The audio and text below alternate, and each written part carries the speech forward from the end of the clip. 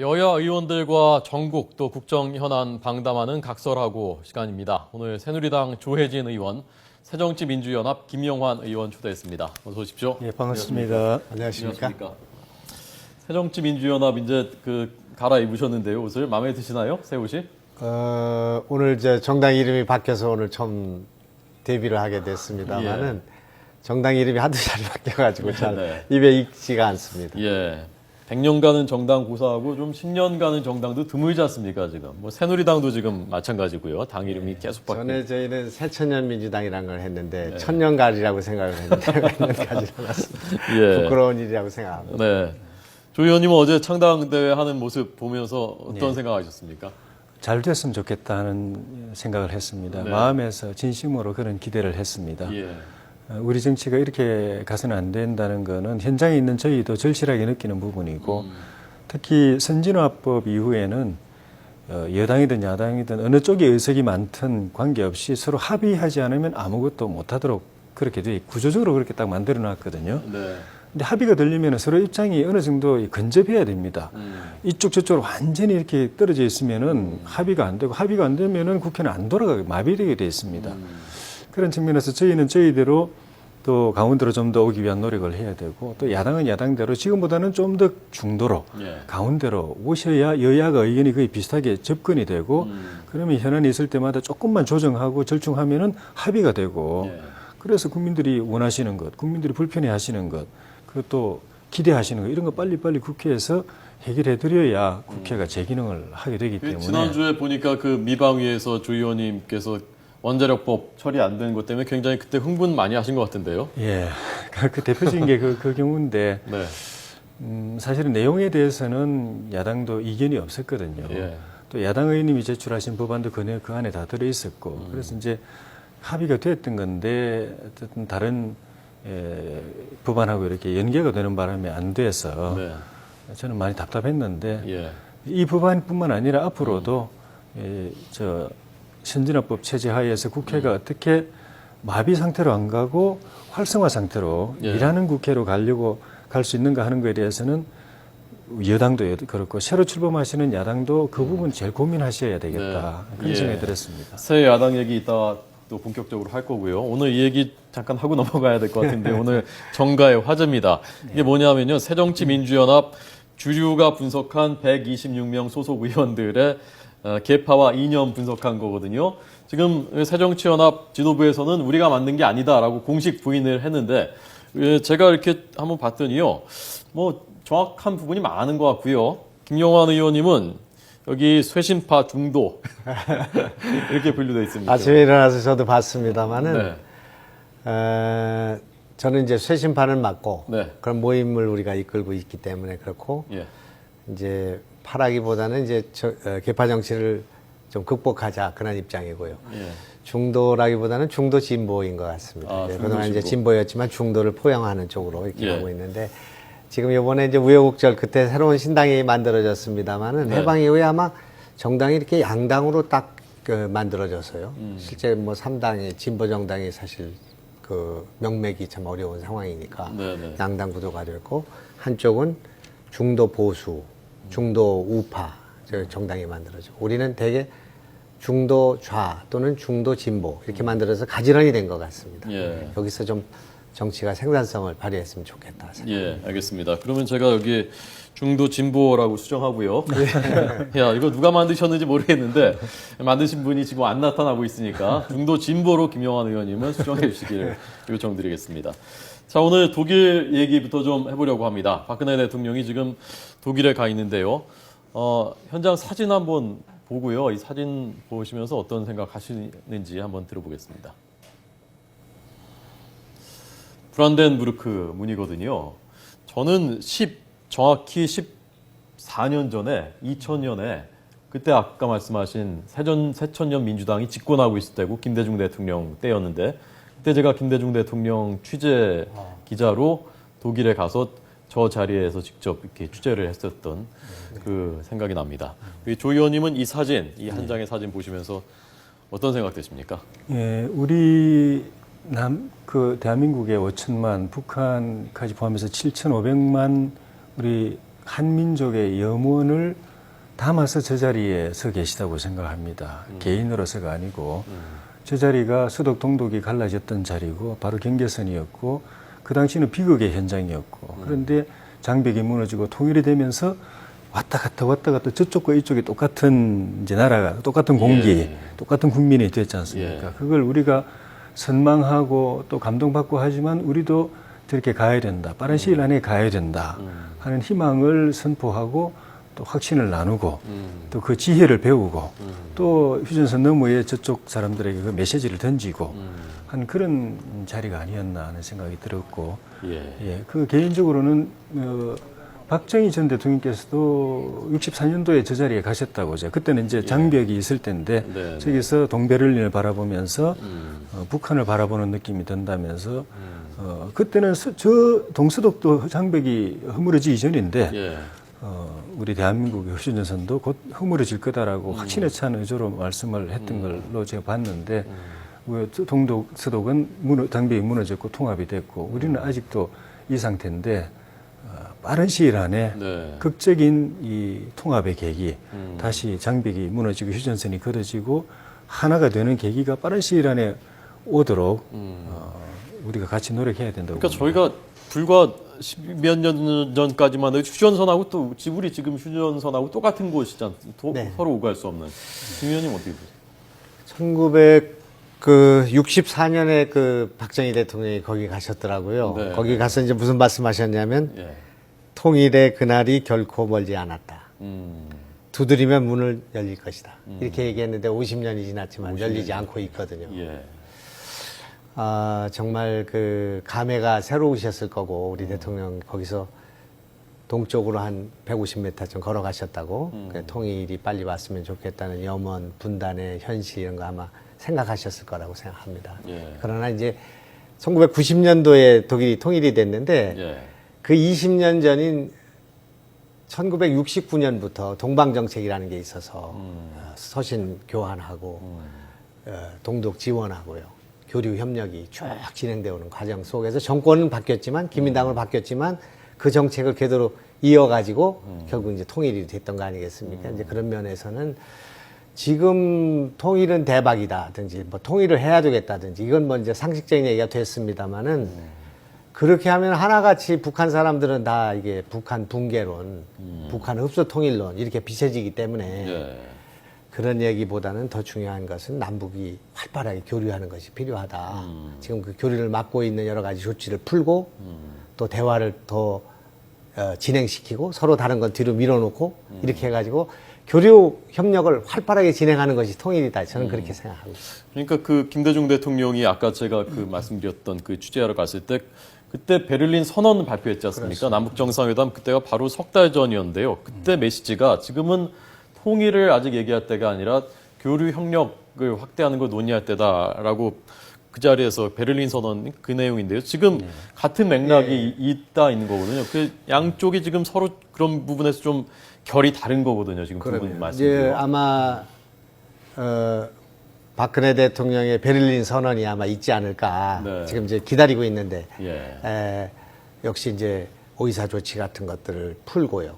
그다음에 금강산 관광 같은 것도 풀고 특사를 교환하고 또 남북 정상회담을 위해서 나가는 방향 이런 것들이 나온다든지 좀 획기적인 변화가 있어서 그냥 대박이다 좀 이렇게 통일을 해야 되겠다 이런 것이 아니라 구체적으로 그 갈 수 있는 방법 how to 어떻게 갈 것인가 이것을 좀 제시하는 그런 선언이 나왔으면 좋겠다 그걸 기다리고 있습니다. 네, 조금 생각이 다르시죠, 조 의원님은? 크게 다른 거는 없는 것 같습니다.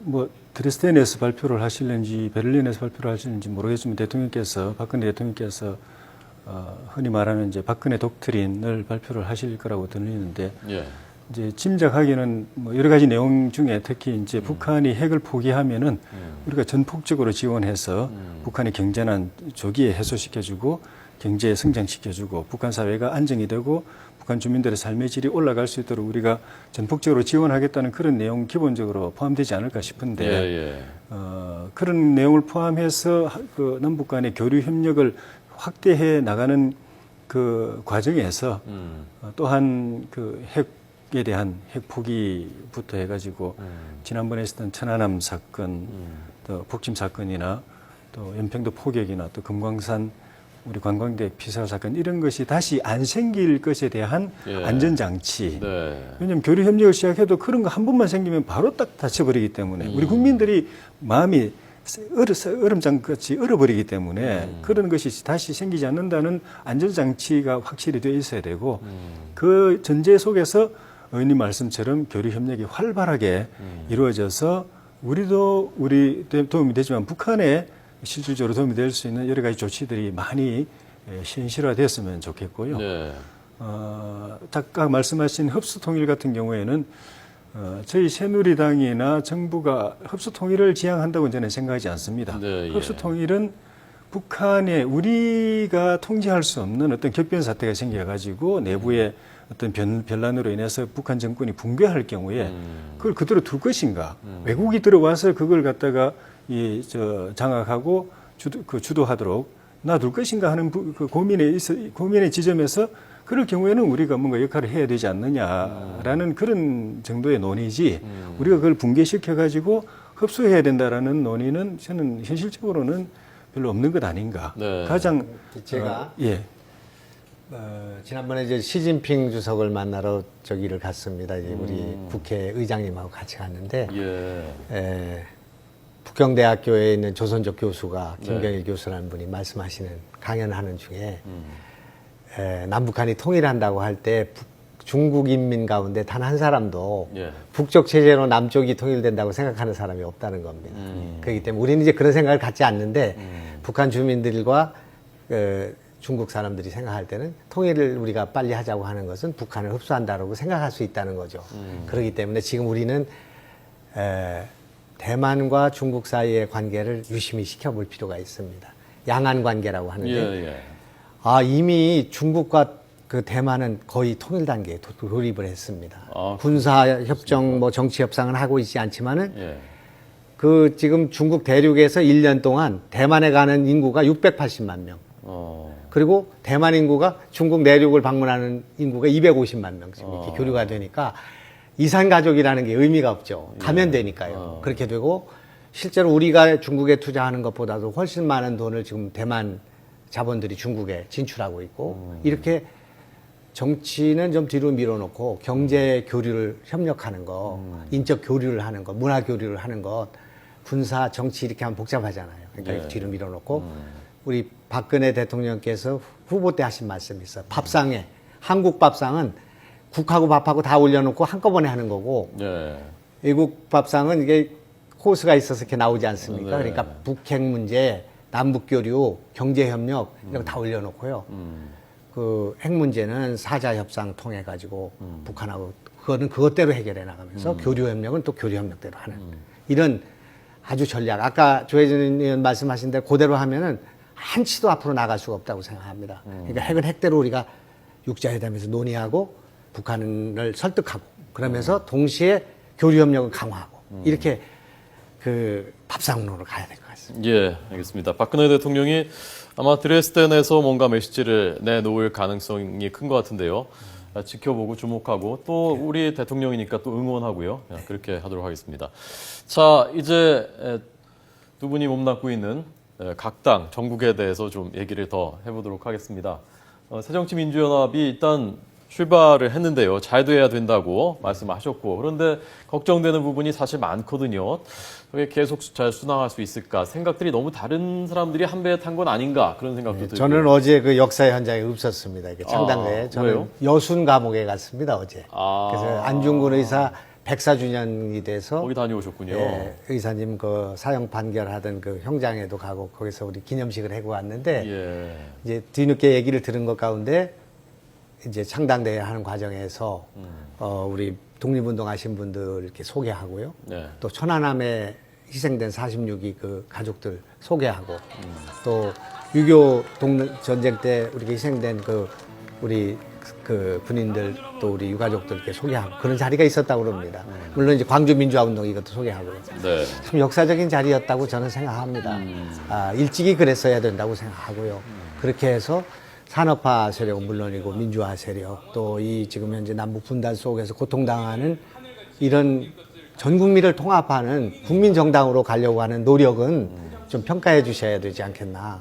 그래서 참 잘 된 일이고 또 우리 당이 안보를 소홀히 하거나 또는 이 종북 문제 같은 거에 있어서 선을 긋거나 이런 문제에 있어서도 이제 온당한 그런 자리매김을 했기 때문에 국민들이 이제 마음 놓고 여당이든 야당이든 좋은 정책 또 약속을 지키는 정치 이런 것에 대해서 신뢰하고 표를 주시면은 나라는 누가 되든 간에 발전해야 할 수 있지 않겠나. 네, 주 의원님 아까 잘 돼야 된다고 덕담을 하셨으니까 이번에는 좀 뭐랄까 이렇게는 해야지 잘 되지 않겠느냐라는 충고랄까요, 조언이랄까요, 그런 거 좀 한 말씀 해주시죠. 아까 뉴스에 잠깐 보니까 민생 우선하고 또 당리당략 앞세우지 않고 국민을 위해서 일하는 국회가 새정치다라고 이야기를 하셨는데 저는 솔직히 그건 새정치가 아니고 그냥 정치다. 정치가 원래 그것이다. 네. 그걸 안 하고 있는 지금이 너무나 비정상적인 현실이고 그걸 하려고 하는 걸 새로운 정치라고 말하는 현실이 여야 할 것 없이 떠나가지고 우리가 너무나 답답하다 하는 생각이 들고 그건 기본이고 우리 국회와 정치권, 정당의 정치인들의 본연의 책무고 그거 하기 위해서 우리가 국회의원이 됐고 국회에 있다. 그거 안 하면 존재 이유가 없다라는 그런 기본 인식에서 출발을 해야 된다고 생각이 들고요. 거기 위해서 당장은 국회가 돌아가게 만드는 데 대한 비전과 대안 이걸 고민해서 여야가 같이 고민하고 특히 신당이 그 부분에 대한 대안을 내놓아야 된다고 생각이 들었던 것이 제가 핵방어법 처리 촉구하면서도 계속 그 말씀을 드렸는데 아무리 새로운 정치 또 새로운 이름 새로운 정강 정책을 내세워도 국회가 여야가 합의한 것도 통과 못 시키는 이견이 없는 현안도 통과 처리 못하는 이 구조가 그 마비에 빠져가는 이 구조가 그대로 있는 한은 새 정치는 어렵다. 그래서 일할 수 있는 국회, 국민의 상식과 눈높이에 맞춰 가지고 최소한 서로 이견이 없고 합의된 이슈는 처리하는 이렇게 볼모나 또는 표현이 어떨지 모르겠지만 인질 같은 그런 발목 잡기로 하겠습니다.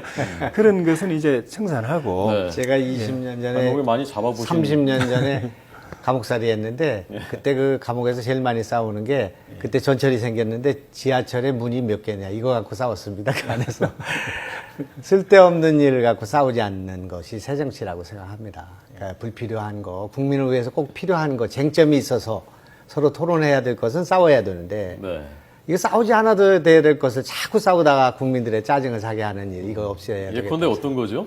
쓸데없이 싸우고 있는 그러니까 거지. 지금 저 방어법 같은 것도 충분히 여야가 미리 했어야 되는 일인데 대통령 출국하시기 전에 갑자기 국회는 쉬고 있는데 그렇게 들고 나오니까 이게 싸우게 된단 말입니다. 여야의 쟁점이 없습니다 이게 지금. 그리고 좀 우리 의원님 좀 죄송한데 미방위 같은 상임위원회는 정말 좀 생산성을 높여야 될 것 같습니다. 우리 신문에 나는 걸 보면은 뭐 법안이 제대로 통과되는 게 없고 이렇게 되니까요. 그래서 책임이 있으신 거잖아요. 책임을 느낍니다. 제가 그 제3자 입장에서 이렇게 뭐랄까요, 구계자 입장에서 말씀을 드리자면요. 그럼 왜 그런 걸까 대체? 합리적인 분들도 많고 여야 이렇게 생각들은 다 하시는데 그게 가치관이 너무 달라서 그런 게 아닌가. 그러니까 이념적으로요, 저는. 그러니까 서로 생각하는 선의 개념이 다르고 그 선과 다른 쪽에 있다고 생각하는 분들은 적으로 보는 그런 문화가 좀 팽배해 있는 게 아닌가. 양쪽에 좀 극단, 강경. 근데 제가 이제 이 토론에 와서 우리 조혜진 의원하고 잘 안 싸워가지고 이게 좀 재미가 없을 것 같긴 한데 이게 이런 토론에 와서도 한자도 지기가 싫었던 적이 있었거든요. 근데 참 와서도 이렇게 안 싸우게 되는 것과 마찬가지로 정치에서도 이게 야당이 주장하는 것들 가운데 합리적인 걸 받아주시고 또 여당이 주장하고 있는 것들에 대해서 받아주고 우리가 야당 다 해봤으니까요. 역지사지하고 이렇게 돼야 되는데 하나도 안 지려고 하니까 여기서 전투에서 이기려고 하다 보니까 여기서 토론 잘해봐야 국민들한테 요구 더 먹는 수가 많잖아요. 그러니까 그렇게 하지 말고 국민의 마음을 살 수 있는 방향으로 좀 성큼성큼 여야가 갔으면 좋겠다. 그런 면에서 이제 민생이라는 것도 그렇게 갔으면 좋겠고 여야가 불필요한 일에 싸우지 않고 중요한 일을 가지고 논쟁하는 그런 장소로 국회의 생산성을 높여주고 정치의 효율성을 높여줘야 국민들이 정치를 믿고 편안하게 잠을 잘 수가 있는데 거기만 가면은 그냥 싸우지 않아도 될 일을 갖고 자꾸 싸우게 되니까 거기서 아주 짜증을 내는 것 같습니다. 조 의원님, 이해훈 최고위원 컷오프 지금 때문에 시끄럽지 않아요? 예. 당이. 예. 어떻게 하는 게 좋다고 생각하세요, 조 의원님? 주제가 좀 이제 바뀌었는데. 네, 바뀌었습니다, 지금. 제가 경상남도 우리 새누리당 공천위원장을 맡고 있거든요. 예. 근데 공천 규정에 보면은 단체장은 그 배수 압축을 3배수를 기본으로 합니다. 그러니까 한 명 뽑는데 3명까지 후보를 압축하는 걸로 기본으로 하고 예. 사정에 따라서는 4명이나 5명까지도 할 수 있다. 이렇게 되어 있습니다. 좀 더 늘릴 수 있다. 3명이지만 좀 더 늘릴 수 있다. 이렇게 되어 있는데 지금 서울시장 경선은 3명으로 줄였는데 더 줄이겠다. 이렇게 나오니까 이거는 그 규정은 어색하죠. 시도마다 다 다른가요? 그 무슨 규정이 따로 정해져 있는 건가요? 중앙당에서 전국 각 선거구에다가 그 내려보낸 지침입니다. 똑같이 적용되는 건데 똑같은 거군요, 그러니까. 뭐 광역 기초의 차이는 있는지 모르겠는데 기본 정신은 후보 1명 뽑는 데는 3명까지 압축하고 더 줄이지는 말라. 늘리는 거는 현장 상황에 따라서 가능하다. 이건데 6명을 3명으로 줄여놓고 또 1명 더 줄이겠다고 하는 거는 그 정신하고 반대로 가는 거고 네. 뭔가 또 이해훈 최고위원이 2위하고 격차가 뭐 그렇게 많이 나는 것 같지는 않아요. 또 예. 어느 또 여론조사 기관에 보면은 뭐 거의 비슷하게 나온 데도 비슷하게 있는데 나오고. 이걸 자른다고 하니까 이제 상대 후보 측에서는 정치적 의도를 의심하게 되는데 이렇게 공정성에 시비가 생기게 되면은 네. 이 경선이 흥행이 아니라 예. 경선 흥행이 아니라 경선 파행이 돼 버릴 수가 있습니다. 네. 그러니까 심각하게 정말 고민하셔서 해야지 누구나 다 공감하고 납득할 수 있고 특히 룰은 당사자들이 웬만해서는 합의돼야 합의할 수 있는 룰로 해야 됩니다. 네, 그 포항 여성 우선 공천 문제도 철회하기로 했다는데 어쨌건 지금 당내 친이계에서 좀 피해의식 갖고 있는 것 같고요. 원래 친이계셨으니까 어떻게 생각하시나요? 그게 개파적인 그 요인이 있는지는 모르겠지만 어쨌든 간에 그 바닥에 그 여론의 수렴 없이 위에서 그냥 일방적으로 정했는데 밑에서 안 되겠다고 하니까 논란 끝에 결국은 다시 철회를 해버렸거든요. 이런 일이 반복되는 거는 별로 저는 안 좋다고 봅니다. 예, 알겠습니다. 자, 오늘 각설하고 여기까지 듣겠습니다. 짧은 시간에 유익한 말씀 많이 들었습니다. 김영환 의원님, 선수대로 김영환 의원, 조혜진 의원님 잘 들었습니다. 고맙습니다. 고맙습니다.